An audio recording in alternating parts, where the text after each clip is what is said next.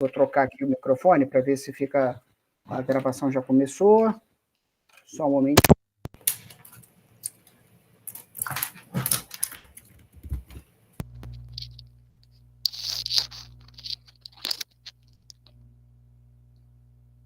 Alô, alô. Alô, acho que agora, tecnicamente, acho que melhorou aqui o contato. Não melhorou? Alô. Poxa. Não melhorou, não. Está bem mais baixo agora. É.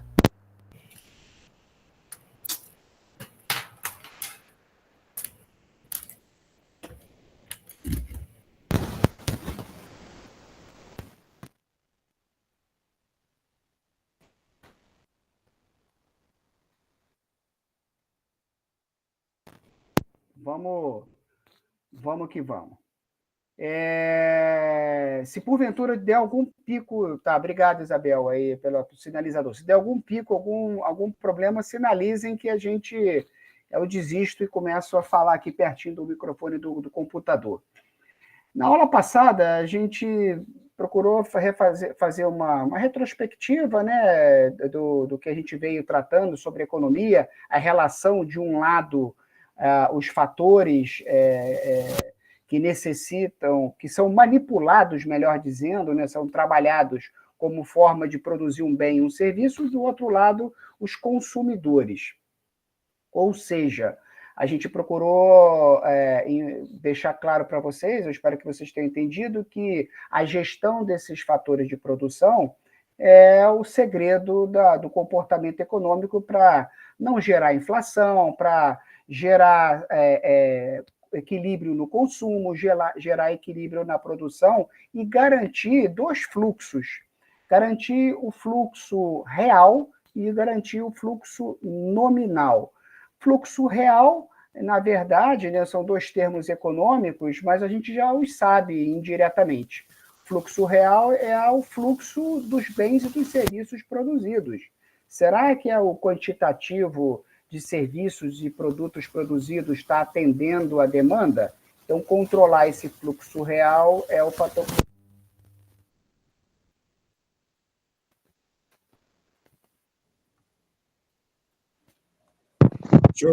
Ficou mudo. Funcionando. Eu vou tentar assim. Vocês estão me escutando assim, dessa forma? Beleza. Pronto. Vamos Beleza. assim, sem nada, que fica... Eu vou pedir desculpa eventualmente aí se tiver algum som ambiente. Melhorou um pouco. Para não comprometer. E eu prometo que... Pronto, estou aumentando aqui o máximo. Prometo que depois, a próxima aula, isso não vai acontecer. Mas o que eu estava falando, então, dois fluxos. O fluxo real, que é o da produção, né, do serviço, do bem, e o fluxo nominal. O fluxo nominal é o fluxo do dinheiro. Ou seja, será que o dinheiro que está em circulação ele é suficiente para se adquirir os determinados bens e produtos necessários? Será que o dinheiro em circulação ele vai garantir efetivamente que o mercado de consumo, o mercado demandador, tenha garantia realmente, não vai faltar para gerar a inflação ou deflação? Então, a gente procurou tratar um pouco disso na aula passada, né? A gente deixou claro que controlar os fatores de produção é o fator crítico de sucesso associado aí ao sucesso, efetivamente, dessa boa gestão. Ficou faltando, e eu quero compartilhar aqui com vocês, a gente ia começar a falar das teorias, eu acho que nós não falamos das teorias, falta um finalzinho da aula passada, eu quero fechar aqui, para a gente começar a falar, isso aqui nós falamos, bem, eu acho que nós paramos mais ou menos aqui, nas teorias econômicas. E o que são teorias econômicas? Né? A economia é uma ciência social. Se é uma ciência social, quem dita a regra do jogo é a sociedade. não são os pesquisadores, não são os professores, não são os estudiosos. É a sociedade, o comportamento do social que é mutável, que é dinâmico, e aí vai definir as regras dessa relação. O processo civilizatório ele evolui e as teorias também evoluem. Como que nascem as teorias? Sobre todas as faculdades, não é só na área econômica. Observação. Você observa o comportamento evolutivo da sociedade numa determinada área e aí você faz anotações. Essas anotações, então, tornam-se objeto de debate, de conclusões, de interpretações e passam a ser consideradas observações teóricas. Então, é importante a gente entender aqui, e eu não vou falar de teoria econômica para cair em prova, para vocês decorarem, nem nada. Eu só quero que vocês entendam quem nós somos hoje, né? Como é que a gente consome hoje? Como é que a gente está assistindo aula e está usando o smartphone? Como é que a gente quer pedir comida e pede pelo iFood? Todo esse mundo que quer assistir o jogo do Botafogo pela milésima vez, os gols do Botafogo ontem, eu estou muito feliz, porque ontem foi um dia maravilhoso, né? O Botafogo ganhou de você sabe quem, e não por ser líder do Campeonato Brasileiro, mas é por ter ganho de você sabe quem, e eu fico assistindo na TV streaming 1000 vezes os gols. Isso é permissível em função da tecnologia, em função de toda essa modernidade. A sociedade muda, então eu tenho que anotar o comportamento dos fatores de produção. As teorias econômicas nada mais são do que a forma com que esses fatores de produção se comportam na linha do tempo, impactando o comportamento social, impactando o comportamento político, impactando o comportamento financeiro da sociedade. A gestão desses fatores, que são as teorias econômicas, envolvendo aí os processos produtivos, envolvendo os agentes econômicos produtores, né? Ora é uma empresa, ora é um grupo de empresas, ora nasce a economia informal, ora você vira um MEI, ou seja, os agentes econômicos, produtores e consumidores estão a todo momento mudando também. E as instituições fomentadoras de recursos, né? Tem sempre um agente que empresta o dinheiro, como a gente falou na aula passada, para o agente produtor produzir o bem e o serviço. Assim como as teorias, então, acho que você já entendeu, ou está começando a entender o conceito dessa observação na linha do tempo, as teorias elas estão divididas em 2 grandes grupos. As teorias microeconômicas e as teorias macroeconômicas. A gente vai explorar essas teorias no detalhe, nas ações, nos objetivos de cada um. Mas, de uma forma geral, vamos fazer aqui uma analogia com o corpo humano, né? E o corpo humano ele é composto de vários sistemas.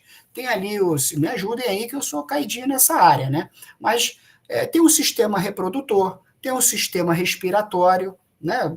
Por exemplo, esses sistemas eles têm órgãos próprios e trabalham de forma muito própria. O sistema respiratório ele tem ali o pulmão, os brônquios, enfim, que têm funcionalidades muito específicas dentro daquele mundo dele. O sistema reprodutor, da mesma forma, né? Tem ali todos os órgãos, os elementos associados à questão da própria reprodução.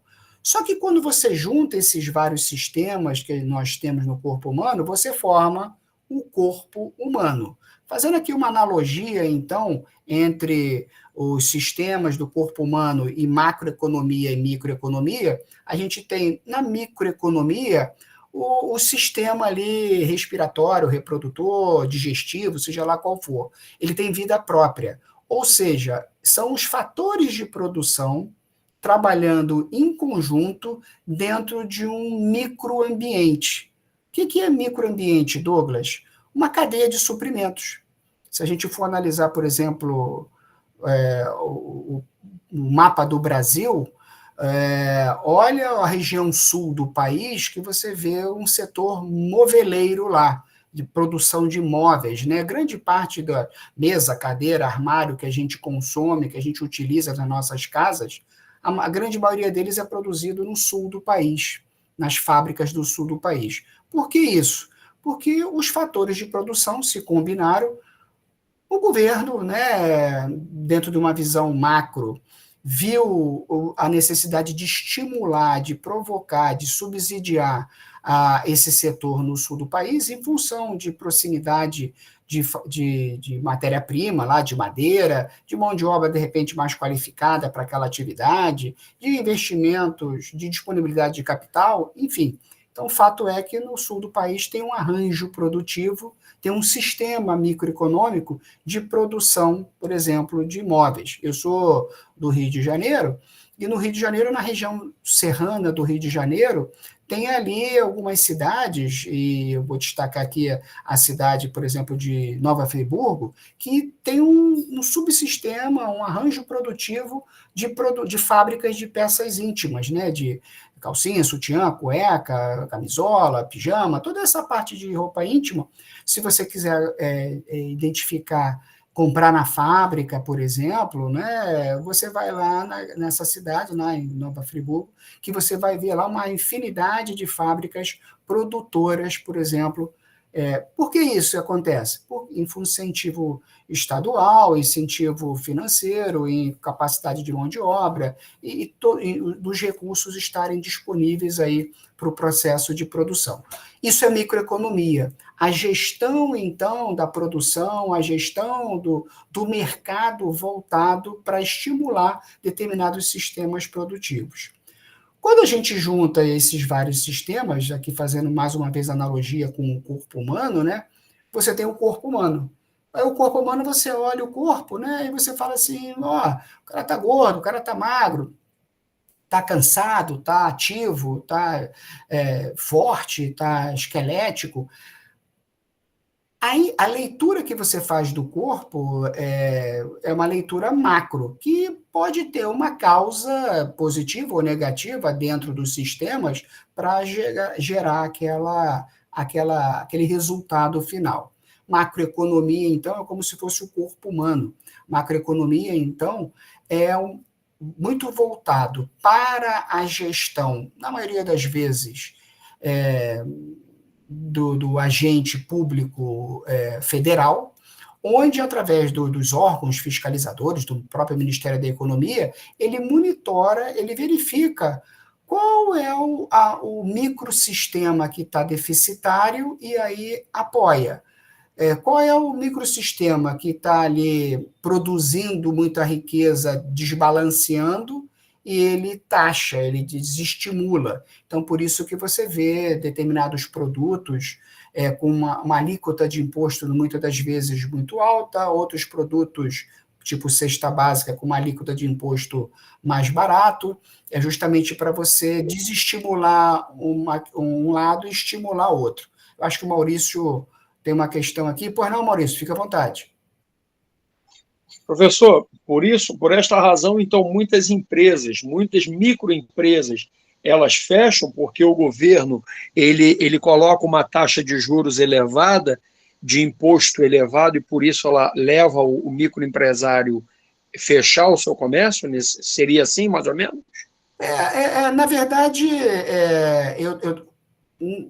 pode ser esse fator, mas aqui aproveitando, ou não, aproveitando a sua dúvida, o teu gancho, se esse microempresário, por exemplo, ele está voltado para a produção de vestuário, né, de roupa, e o governo está tendo uma concorrência muito grande, como teve há pouco tempo, de produtos chineses, né? Esse microempresário nacional, ele vai produzir, vai receber a linha de crédito, vai produzir, mas não vai ter capacidade de venda, não vai ter preço de venda, porque está chegando o produto da China muito mais barato. Esses Shopees da vida, essas marcas aí que foram super taxadas há pouco tempo. Então, quebra. Aqui no caso, por mais que o governo ajude esse microempresário, a concorrência é meio que desleal. Quem olha essa visão é macroeconomia.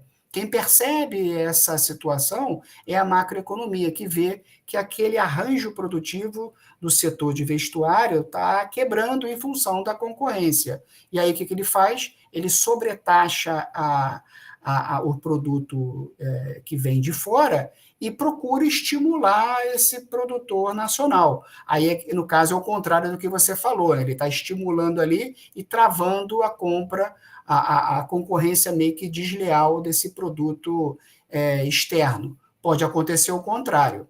Você trabalha na área, por exemplo, de pesticida, né? E em função da política de sustentabilidade, do meio ambiente, você é um produtor, é um importador de pesticida, né? E um microempresário, não importa, e a política pública desestimula isso em função de ter alimentos mais sustentáveis, por exemplo. Então, ele vai te sobretaxar, ele vai dificultar a sua importação, ele vai dificultar a sua distribuição, sim, como forma de te desestimular e você migrar para um outro segmento. Isso, quem toma essa decisão é a macroeconomia. Você está no seu mundo ali da micro, mas quem está observando o comportamento do dinheiro que entra, do dinheiro que sai, da inflação, do equilíbrio, da renda produzida, do faturamento realizado, isso é macroeconomia. Clareou? Sim, sim, entendi. Maravilha, maravilha. O Alisson está com uma questão também? Pois não, Alisson? Ô Douglas, essa visão seria mudada se o país tivesse uma política de subsídio para os produtores e para os comerciantes em si? Sim, não, o Alisson, isso existe. Existe a política de incentivo, de subsídio. A questão aqui não é estimular a questão que está voltada para estimular a produção ou desestimular a produção. Existe subsídio para você, por exemplo, comprar bebida importada. Existe uma linha de crédito para quem quiser comprar bebida importada e revender lá no seu estabelecimento comercial. Só que bebida importada prejudica o sistema de saúde, né? Sobrecarrega o SUS, por exemplo, porque muita gente vai beber, vai ficar doente, etc, etc.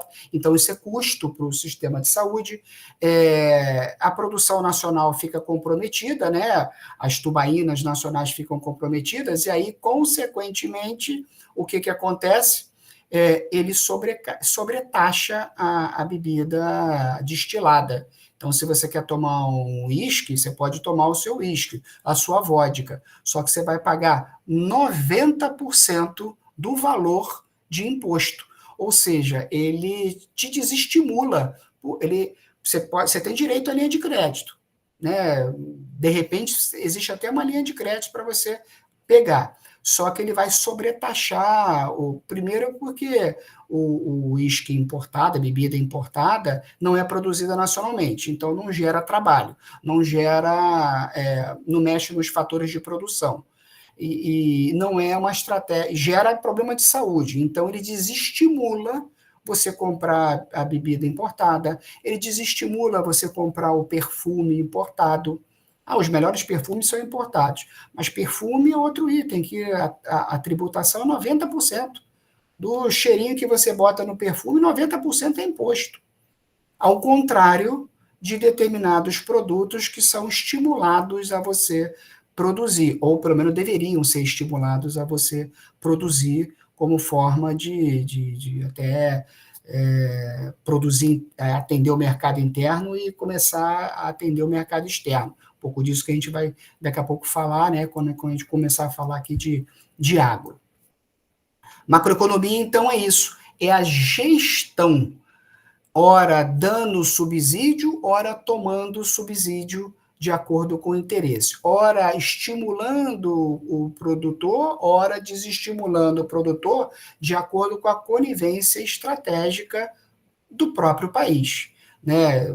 Por isso que está tudo conectado, né? A política pública com a política empresarial, com a política dos fatores de produção, tudo isso está correlacionado. Te respondi, Alisson? Sim, muito bem. Maravilha, maravilha. O Darizon, pois não, Darizon? Boa noite, professor. Bem, Serginho. A questão aí agora, hora estimulando e hora desestimulando, quando você fala isso, está tudo envolvido só em taxa de juro. Não necessariamente, não necessariamente. A taxa de juros é o custo do dinheiro, né? A taxa de juros é o aluguel do dinheiro, vamos dizer assim. Se eu quero morar na tua casa, você vai deixar eu morar na sua casa, vamos fechar um contrato e eu vou pagar um dinheiro para você para usufruir daquele bem que é seu. Os juros nada mais é do que alguém emprestando dinheiro para outra pessoa e cobrando um aluguel pelo uso desse dinheiro. Então, se eu te cobro um aluguel muito caro, você não vai morar na casa, você não vai pegar o dinheiro emprestado. Se eu te cobro um aluguel muito barato, você vai querer cada vez mais uma casa maior, mais bonita, mais confortável. Então, você vai valorizar muito os imóveis, né? Vai criar ali uma expectativa de oferta muito, de demanda muito grande com pouca oferta, de repente, no mercado, porque, de repente, tem pouca casa boa e tem muito dinheiro. E, por outro lado, se eu te tiro o dinheiro, se eu boto um aluguel muito caro, você não vai ter condição de pegar o local para morar, né? Vai ter que arrumar um outro jeito que não vai poder morar na minha casa. O dinheiro é a mesma coisa. Então, os juros altos faz com que você tenha dificuldade de pegar o dinheiro. Os juros baixos, você pega muito dinheiro, mas consome muito. E aí, muitas das vezes, os fatores de produção não atendem, não suprem essa sua voracidade, né? Esse seu desejo de comprar muito. Então, o controlar os juros é um comportamento macroeconômico, sim, mas não é o único. Associado aos juros tem um tributo, como eu falei há pouco também, né? Você pode ter dinheiro, mas eu posso te tributar. Gostei. Daniela quer comentar alguma coisa também? Eu não sei se o microfone abriu sem querer, de repente. Não, tá, beleza. Então, assim, os juros é um elemento macroeconômico, a tributação é um elemento macroeconômico, as linhas de crédito são elementos macroeconômicos, todos esses são fatores que faz com que eu controle aqui a rédea do cavalo para hora acelerar, hora frear, hora andar para a direita, hora andar para a esquerda, melhor controlar a situação. Beleza, Daniela? Sem problema nenhum. Pois não, Alisson? Pois não?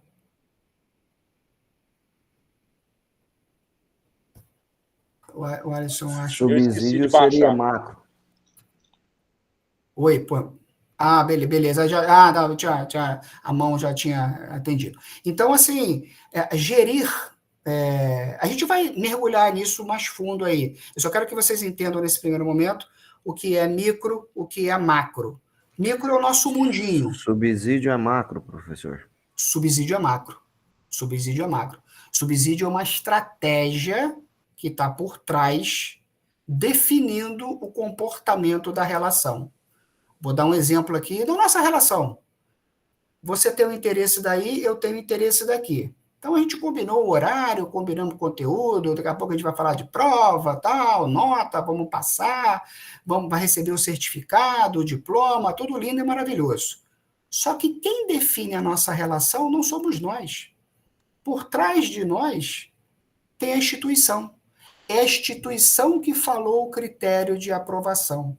É a instituição que definiu esse horário. É a instituição que está me remunerando. É a instituição que está te cobrando. Então, a nossa relação, ela flui legal, harmoniosa, mas por trás da gente tem um macro definindo como que a gente vai se relacionar. Se você tira acima de 7, você passa, acima de 6, você passa na prova final, abaixo disso você está reprovado. Douglas, mas eu queria dar o ponto. Não, você não pode dar o ponto para o aluno, porque a regra é essa. Ou seja, essa gestão do subsídio, a gestão desses elementos, é a macroeconomia. É macroeconomia. Isso é interessante porque é fácil você controlar o micro e o macro? Claro que não. Se fosse fácil, a gente estaria rindo aqui direto. Eu gosto muito dessa imagem, que essa imagem aqui ela representa o processo evolutivo da sociedade, e aí observe que é uma escada que ainda está infinita, que ainda está sendo preenchida, porque a economia é um comportamento social, e o comportamento social ele vai mudar de acordo com a sociedade, como a gente já falou. É importante, então, nas teorias, a gente enxergar o nosso contexto, enxergarmos aquela história da árvore, da floresta, né? Olhar a floresta e não só olhar a árvore, isso é importante. Aqui, meio apagado na linha do tempo, o primeiro degrau, né, e eu botei de forma proposital, as revoluções. Primeiro, a revolução territorial, né, na época aí do nascimento do cristianismo, né, vamos dizer assim, o conceito de propriedade, de patrimônio, né, a palavra patrimônio vem de patris, de pai para filho, né, o rebanho, a terra, lá principalmente na época no continente africano, lá no Egito, etc., ou na Mesopotâmia e tudo mais, isso mexeu com a relação, o equilíbrio da relação compra e venda. Houve um processo evolutivo na Revolução Comercial, né? Inclusive a gente até se encaixa nesse momento, 1500, né? A descoberta do caminho marítimo para as Índias. Então, na Europa, sai do marasmo, né, descobrindo novos territórios, explorando novos territórios. Isso mexe com o comportamento de custo, com o faturamento, mexe com os fatores de produção. Como se não bastasse, não acabasse aí, a sociedade evolui, vem a Revolução Industrial, em 1800 mais ou menos, né? A Revolução Industrial, a descoberta aí do vapor e tudo, revolucionou aquela historinha das pessoas do campo que se concentrando na cidade, controle de produtividade, controle de produção, com meritocracia, tudo isso nasce aqui na Revolução Industrial, mexendo nos fatores de produção. Acabou aí? Não, veio a revolução sistêmica aí, os grandes computadores, 1900, né? Os grandes controladores de banco de dados, né? Num primeiro momento de forma muito embrionária, né?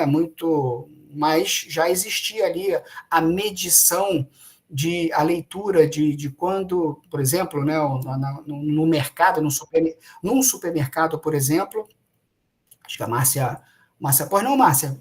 Pode me interromper, pois não. Só tirar uma dúvida aqui que a gente está aqui discutindo. A gente pode dizer que a gente ainda está nessa revolução sistêmica ainda?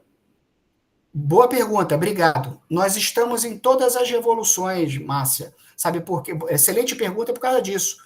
Apesar da gente viver numa era da inteligência artificial, que a gente faz tudo pelo smartphone, a gente ainda tem preocupação com o mercantilismo, a gente ainda tem preocupação com o patrimônio, a gente tem ainda preocupação com novas tecnologias, a gente ainda tem preocupação com escambo, com troca, né, de mercadoria. Então, a sua pergunta é muito interessante, porque apesar da gente viver, né, hoje eu botei aqui o último degrau aqui, as inteligências artificiais, os algoritmos, né, que a gente está tendo aula aqui, e eu estou falando aqui, por exemplo, de roupa, daqui a pouco vai aparecer um monte de propaganda aqui no meu smartphone, me dando promoção de roupa, porque ele está conectado, ele está ligado, o algoritmo está lendo, o satélite está transmitindo informação. Por mais que você bloqueie os microfones, mas o smartphone está ali processando. Ou seja, isso está casado com a revolução de controle sistêmico, está casado com a revolução mercantil, na minha opinião. Sim. Né? Então, a sua pergunta é muito legal, porque a gente enxerga os degraus evolutivos aí da humanidade, né? A revolução tecnológica, né? A chegada do computador, né? Como é que é o nome do outro lá? O Gates, né? O Bill Gates, colocando um PC na casa de cada um para todo mundo acessar lá o Windows, todo mundo acessar o Excel, o Word, Excel não, né, que era Lotus 1, 2, 3. Isso foi uma revolução. Antes as planilhas eram feitas à mão, agora você fazia no Excel, agora você precisa de vários Excels para no milésimo de segundo eles geram dados, ou seja, o processo ele é evolutivo. E o próximo passo, Douglas? Eu não sei qual é o próximo passo, de você ler o comportamento micro e ler o comportamento macro. Eu botei aqui do lado a figura do mapa do Brasil, não foi para encher slide, não. Eu gosto muito desse slide, como eu falei, porque olha como é que você vai gerir isso tudo de forma micro, de forma macro, com a diversidade. A figura aqui é representando a diversidade, né? Nós somos completamente diferentes, hábitos completamente diferentes, gostos completamente diferentes, necessidades completamente diferentes, esse Brasilzão, nós somos uma república. Então, gerir o micro, estimular o micro, desestimular o micro, estimular o macro, desestimular o macro, respeitando as evoluções, respeitando toda a mudança comportamental, é complicado, é complicado. Que bom que a gente está aqui debatendo sobre isso, justamente porque isso faz cada vez mais parte da nossa vida, né? E volto a dizer, independentemente da sua área de atuação, se é medicina veterinária, se é pedagogia, seja lá o que for, independentemente, meus queridos, você precisa entender onde você está pisando. Você precisa entender do que você vai produzir, se vai ser atendido. Se o mercado necessita do que você quer. O padeiro ele não vende pão. O padeiro não vende pão. A padaria ela ganha dinheiro vendendo pão. O açougue não vende carne. Ele ganha dinheiro vendendo carne. O profissional veterinário, você não vai ganhar, você não vai cuidar do pet, você não vai cuidar do semovente, você não vai cuidar do campo, você vai ganhar dinheiro, você vai gerir, planejar, controlar, produzir, organizar, e aí você precisa olhar o que está rolando na sua volta, senão você não anda. Até porque, vou dar a palavra, Robson, rapidinho, só para fechar aqui esse raciocínio. Até porque, olha como é que o mundo é dinâmico, vou estalando o dedo aqui, olha como é que as coisas acontecem. A gente está aqui tendo aula, acabei de falar, né, que eu vou assistir o 4-1 do Botafogo 1000 vezes pela TV Streaming lá do Prime. Hoje eu me locomovo com a Uber, hoje eu me hospedo por Airbnb, hoje eu pego o iFood e milhões de outros aplicativos comerciais, sistêmicos, como a Márcia colocou, comercial, sistêmico, de inteligência artificial, tudo combinado, tudo evolutivo. E a gente precisa controlar isso. Pois não, Robson? Professor, no slide passado lá, aquele fator de produção que o senhor pôs representando o mapa do Brasil com aquelas pessoas, seria a mão de obra? Mão de obra, por um lado, os fatores de produção, vamos lembrar deles, né? Os insumos, né? A matéria-prima, vamos dizer assim, a mão de obra economicamente ativa, né? Quem compra ali, né? Os insumos a gente inclui a mão de obra de produção, a mão de obra direta, tanto a matéria-prima como a mão de obra direta. A população economicamente ativa, né, o PEA, são os consumidores.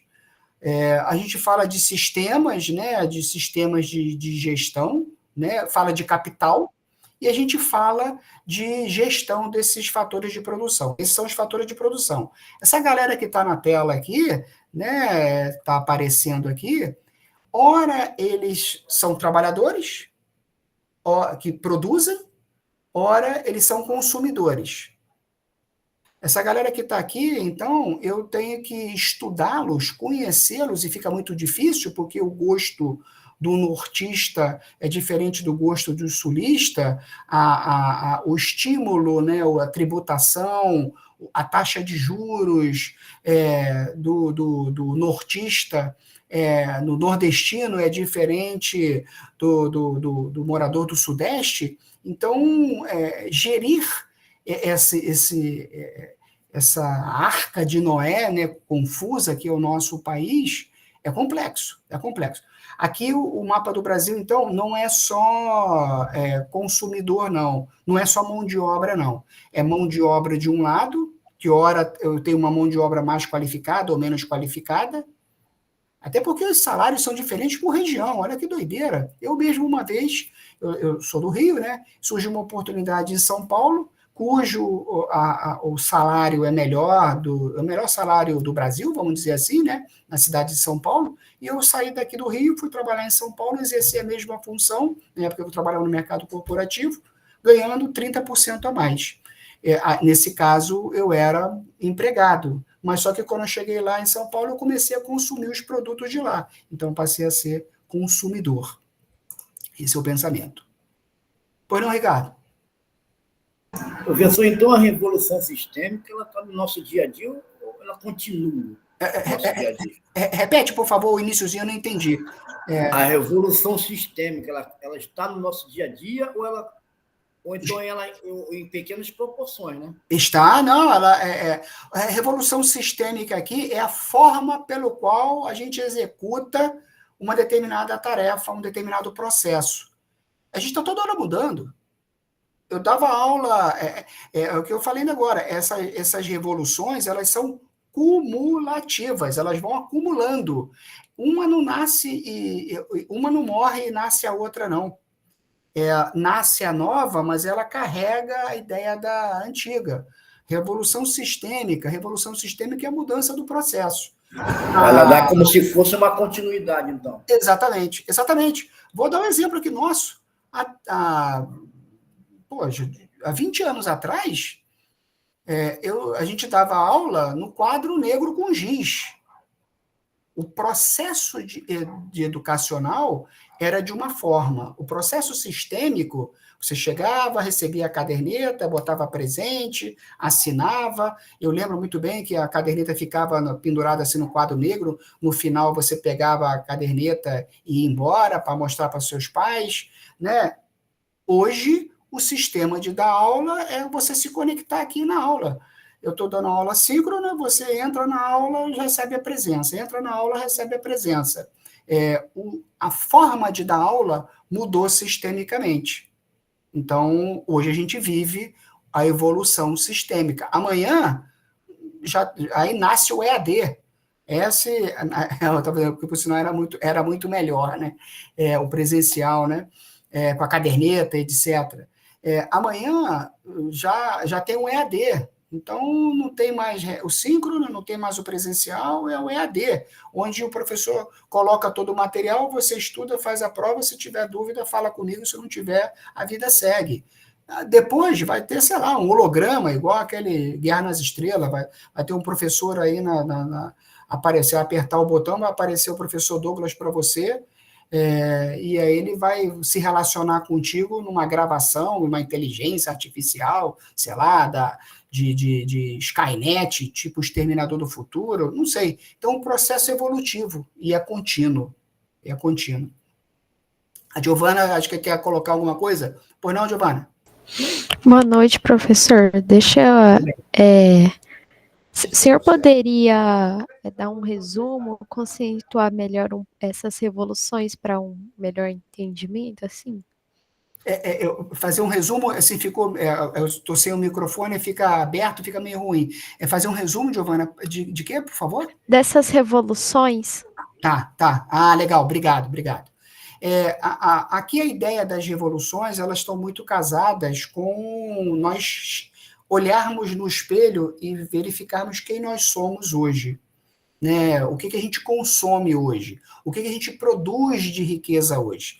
Então, a ideia dessa escadinha foi essa. A primeira revolução foi a revolução territorial, onde eu disputava o território. Não estava preocupado aí, eu só estava preocupado em conquistar territórios, né? O Império Otomano, o Império Prussiano, né? Aqueles filmes que a gente vê, né, de conquistas, né, dos bárbaros, dos vikings, né, conquistando terras. O foco daquela época era isso, não era comprar, não era vender, era conquistar para explorar a terra.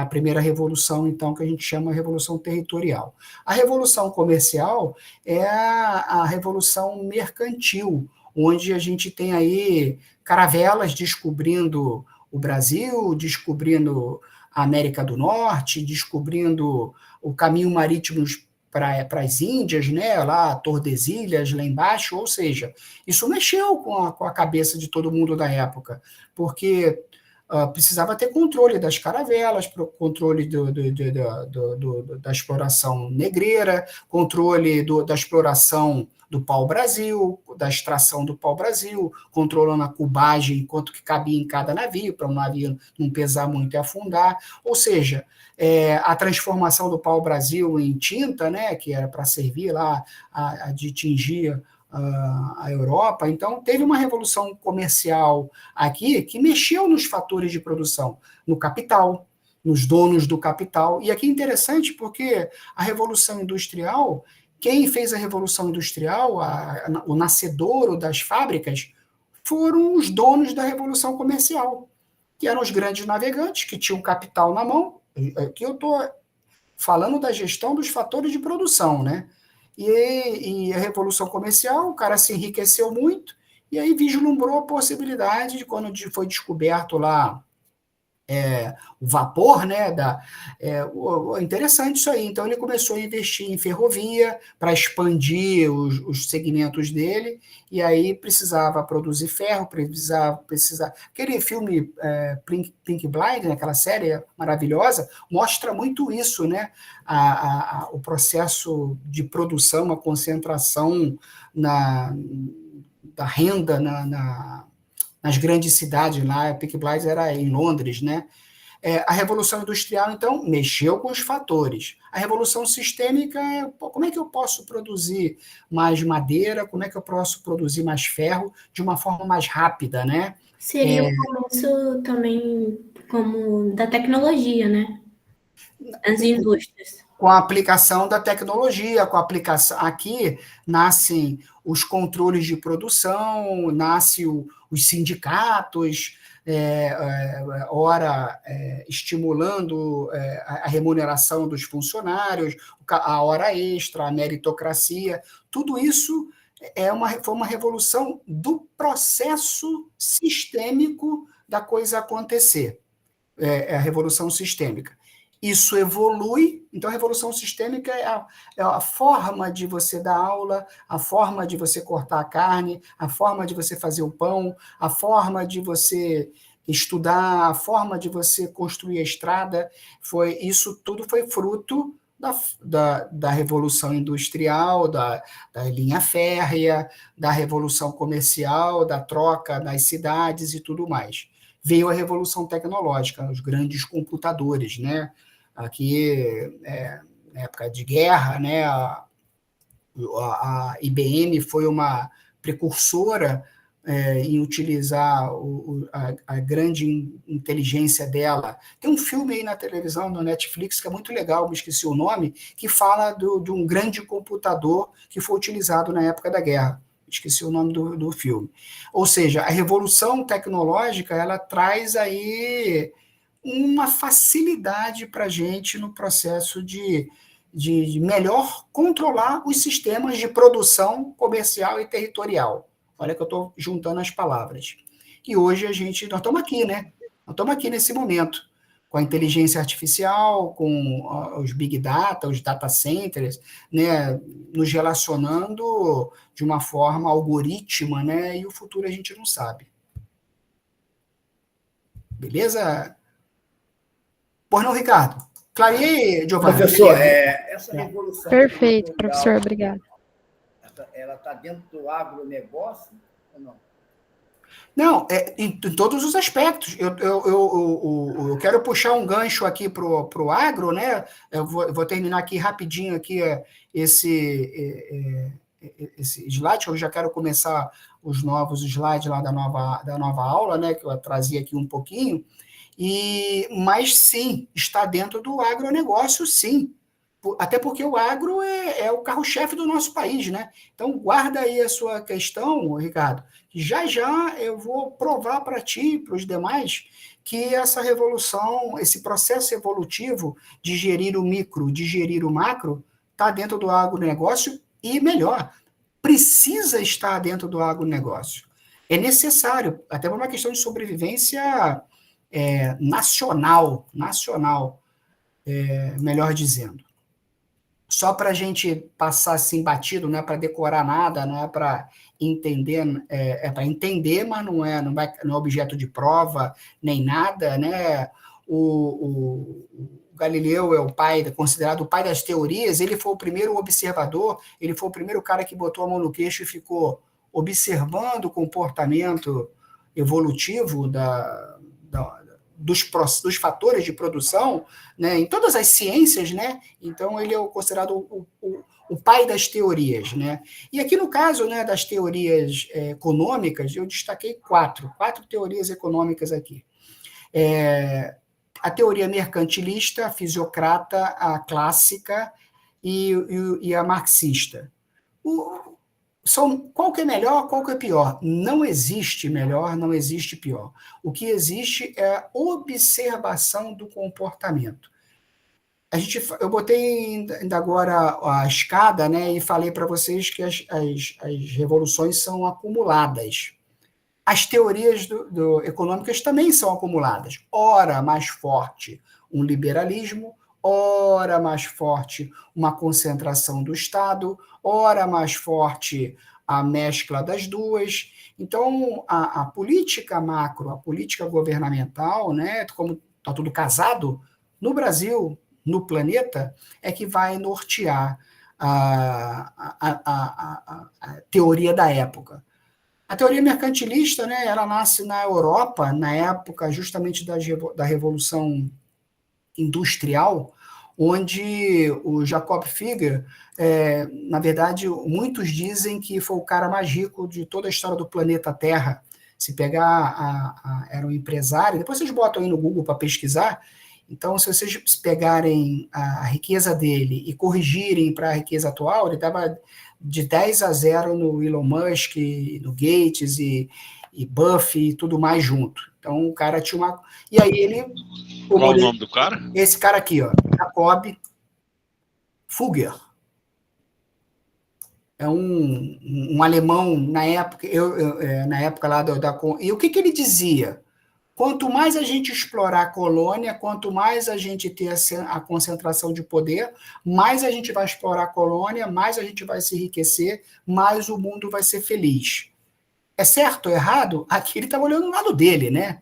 Ele estava olhando. Então, essa teoria do capital era gerir os fatores de produção, nunca vamos perder de vista aqui os fatores de produção. Gerir os fatores de produção de forma a concentrar riqueza, poder, na mão de poucos. Essa era a teoria da época.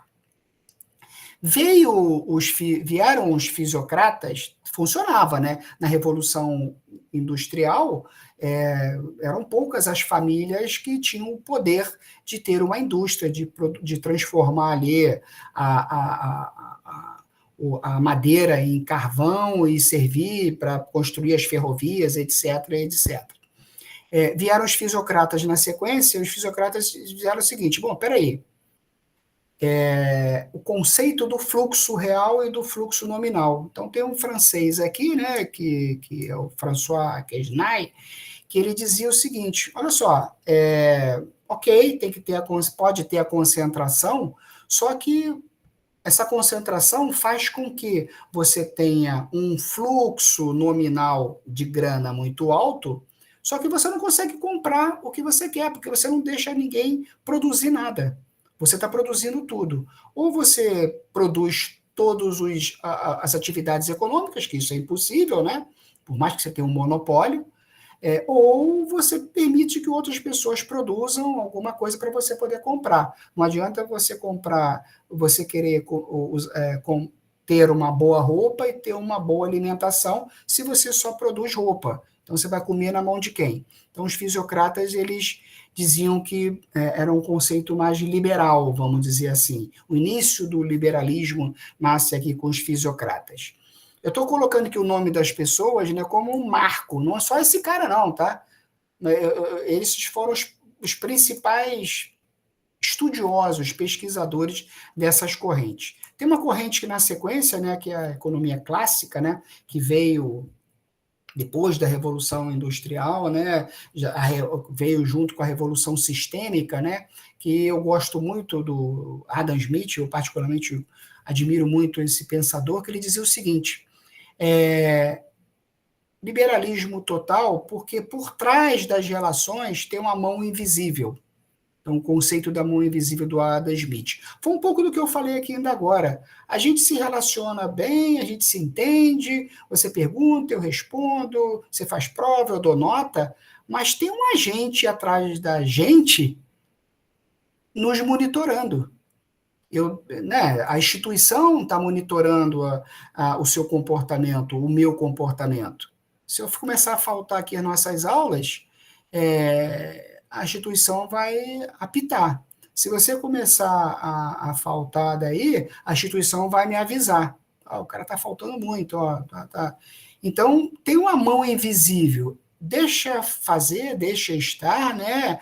Cada um faz o que bem entende, cada um produz o que bem entende, cada um trabalha da forma que bem entende, com a intensidade que bem entende, mas tem um agente, sim, direcionador do que é bom para você, do que é bom para mim. Então, os fluxos real e o fluxo nominal de produção de riqueza, a gestão dos fatores de produção, são livres, mas por trás dessa liberdade tem um agente monitorador. Como tem hoje em dia, né?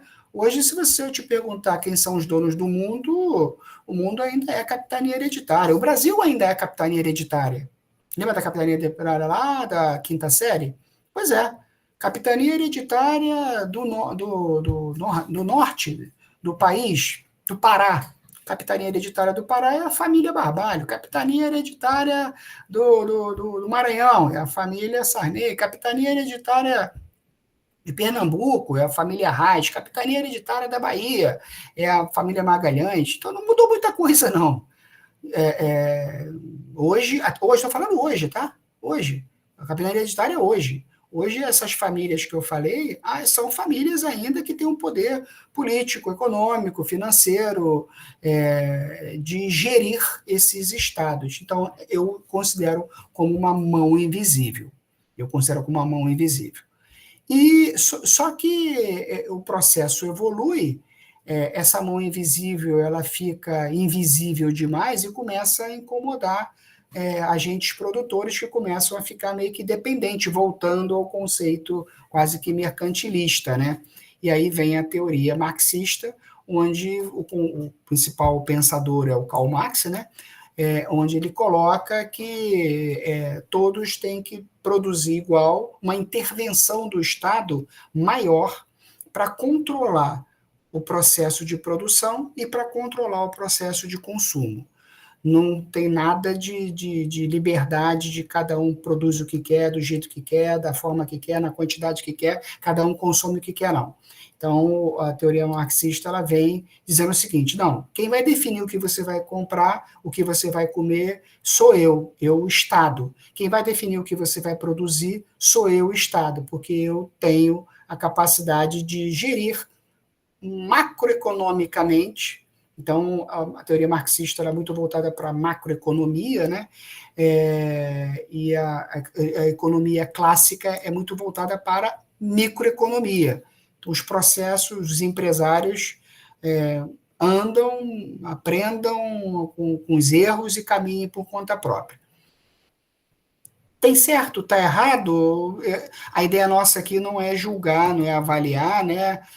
O que é certo e o que é errado. O meu objetivo aqui é apresentar para vocês esse comportamento. Essas teorias são teorias econômicas. Existem as teorias do principal fator econômico, que é o capital. Então, passando aqui rapidinho também, são 4 grandes teorias do capital que eu quero debater com vocês. Ih, lá vem esse cara falar de teoria, que coisa chata.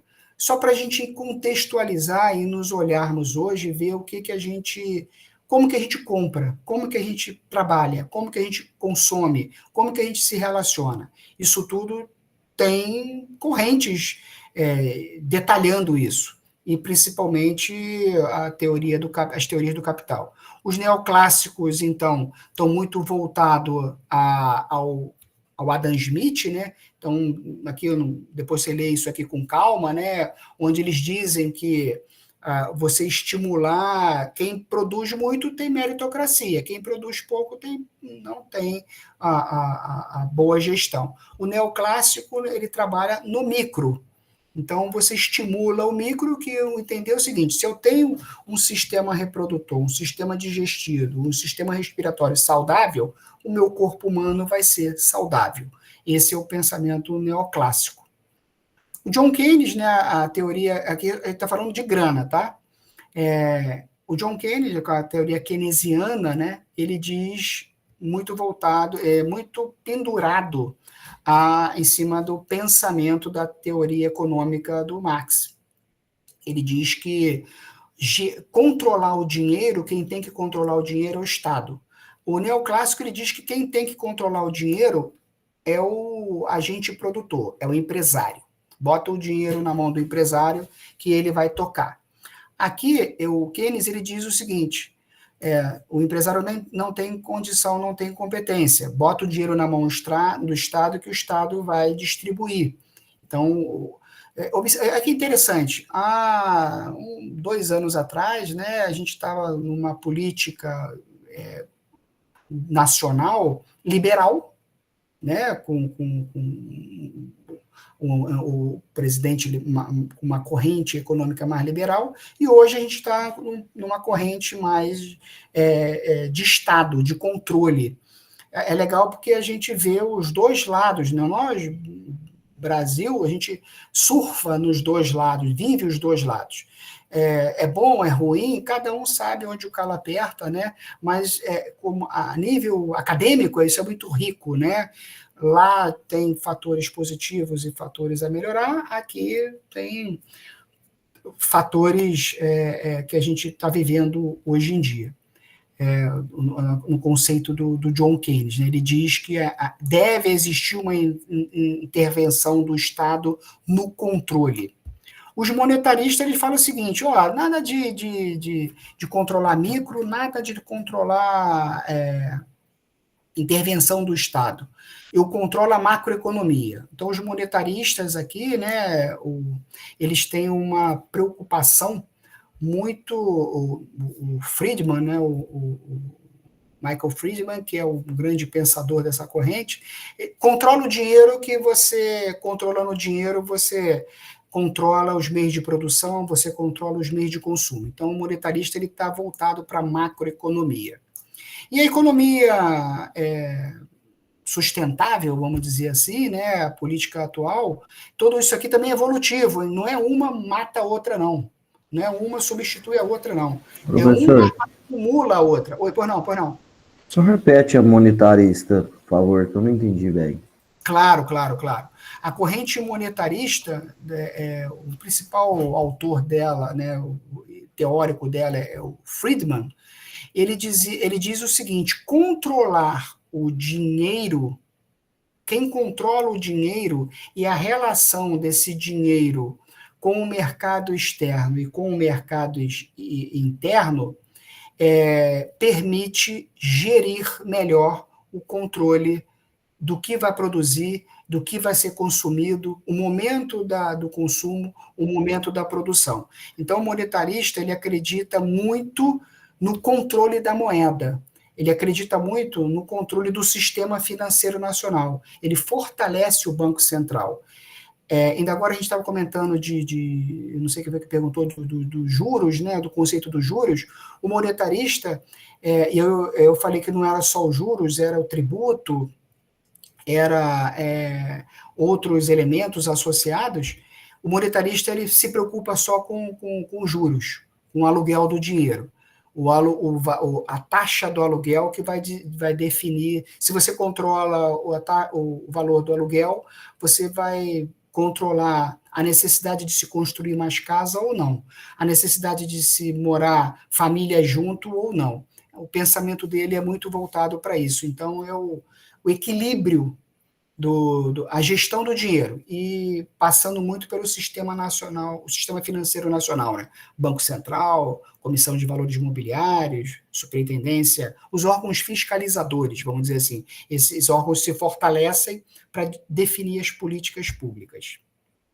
E a economia sustentável, como a gente vê hoje, né? Os fatores de produção, eles funcionam, vai bem, obrigado, cada um com o seu comportamento, porém, eles são limitados. Não adianta eu extrair muito algodão para vender muita camisa e ter muita gente comprando camisa, porque o algodão ele não nasce de uma hora para outra. Por mais que a gente use tecnologia na produção lá da transformação do ovo no frango de padaria, né, aquele frango delicioso de padaria que eu particularmente sou apaixonado por aquele cheirinho, né, do ovo ao frango de padaria são 4 meses. Dá para diminuir esse tempo? Não. A não ser que para de assar o frango e você passe a usar comprimido, né, de suplemento alimentar, como a gente está fazendo, né? A galera do veganismo tem muito disso, né? É legal o veganismo, né? Você consome ali determinados produtos não de origem animal, mas o corpo necessita, então você tem que tomar suplemento. Já existe uma mudança comportamental, então, porque o que isso significa dizer? A capacidade de produzir carne bovina, carne suína, ela está limitada. Por mais que a gente ainda possa crescer, ela está limitada. E aí, consequentemente, eu tenho que criar suplemento, vitamina, alimento desidratado, né, de tipo de astronauta, que já tem no mercado, pozinho que se transforma em carne, pozinho que se transforma em bife, em arroz, em feijão, isso já existe no mercado, para substituir, porque a economia, os meios de produção são limitados. Eu produzo cada vez mais um tomate maior, grandão, né, para ter mais gente comendo daquele mesmo fruto, mas chega uma hora que, por mais que eu bote ali adubo nele, né, fertilizante nele, para que ele cresça ali de uma forma mais rápida, alimente mais gente, ele vai ter um limite. Então, a economia, a política de sustentabilidade, ela tem essa preocupação, Estourei aqui um pouquinho o tempo, né, peço desculpas aí, era para ter começado a outra aula, o outro slide hoje, mas eu vou tirar essa diferença de uma forma muito suave, muito tranquila, sem comprometer a nossa qualidade aí do ensino na próxima aula, no nosso próximo encontro. Eu já abri lá os próximos materiais, dê uma lida lá, dá um entendimento para a gente caminhar. E aí, inclusive, o próximo tema é o que o colega perguntou ainda agora. O agro contextualizado dentro desse mundo econômico, dessas teorias do capital. Qual é a importância do agro, agora puxando a brasa para a nossa sardinha, né, como se diz? Vamos vir aqui para o nosso mundo Brasil, qual é a representatividade dessa atividade econômica, né, desse segmento que não é industrial, né, cada vez mais industrializado, isso é bom, mas é nosso, é Brasil e é único. Nós somos líderes, pelo menos no agro, nós somos medalha de ouro no mundo. O mundo não quer que a gente pense assim, mas nós somos medalha de ouro. Então, a próxima aula a gente vai trazer o agro para dentro desse mundo das teorias econômicas. Pois não, Alisson? Douglas, 2 perguntas. Quando você fala em questão de quem controla o dinheiro, está muito ligado também nas questões de linhas de crédito, né? Vamos supor, se você quer limitar a produção de determinada cultura, vamos supor, você quer limitar a produção de milho, vamos dizer assim, eu começo a dificultar o acesso a essa linha de crédito para milho. E dentro desses conceitos que você passou hoje, na aula anterior, só para a gente ter um norte, o que seria bom para a gente estar focando, revisando para a prova, vamos dizer assim, em questão? Obrigado pela pergunta, Alisson. Olha o material de uma maneira geral, né, todos esses tópicos, né, o que é economia, qual a relação da economia com os agentes, com os fatores de produção, quais são as atividades econômicas, tudo isso que a gente viu até agora, a gente viu muito pouco até agora, né? E a nossa primeira avaliação é daqui a um mês, né? Acho que começa, eu já até abri lá para uma exigência institucional, acho que, se eu não me engano, é dia 9. No mês que vem já, professor? Mas começa, cara, todo mês a gente vai fazer prova, essa disciplina tem, né, T1, P1, T2, V2, blá, blá, aquela confusão toda, mas ela está lá na frente ainda, então deixa a gente andar mais um pouquinho, Alisson, você já pode ir revendo todo o material que a gente viu, todos os slides, todos os conteúdos, que a gente mais à frente a gente vai fazer uma bateria de tópicos, né, objetos de atenção aí, merecedores que vão cair nessas avaliações. Mas é boa pergunta nesse sentido. Ótimo. É boa pergunta nesse sentido. Deixa eu parar aqui a gravação antes que eu me esqueça, hein?